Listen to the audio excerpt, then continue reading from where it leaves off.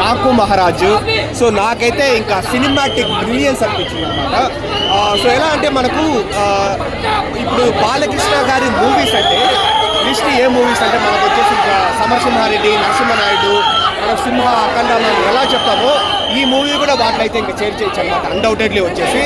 And more than everything మనకేంటంటే ఈ సినిమాలో ఆ స్టోరీ లైన్ వచ్చేసి మనం ప్రీవియస్ బాలకృష్ణ గారి మూవీస్లో చూసిన స్టోరీ లైన్ ఉన్నప్పటికీ ఎగ్జిక్యూషన్ కావచ్చు, సినిమాటోగ్రఫీ కావచ్చు నెక్స్ట్ లెవెల్లో ఉంటుంది, డిఫరెంట్గా ఉంటుంది. అంటే ఈ సినిమాలో అన్నీ ఉంటాయి అనమాట.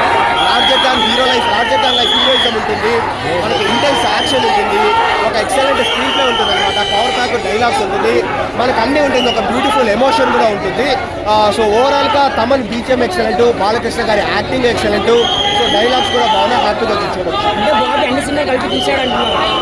ఏం లేదు, అన్ని సినిమాలు కలిపి తీసినది ఏం లేదు. ఆ ఫార్ములా అయితే మనం ముందు సినిమాలో చూసినాము, కానీ ఎగ్జిక్యూషన్ వచ్చేసి మనకు డిఫరెంట్గా ఉంటుంది. అదే చెప్తున్నాను కదా.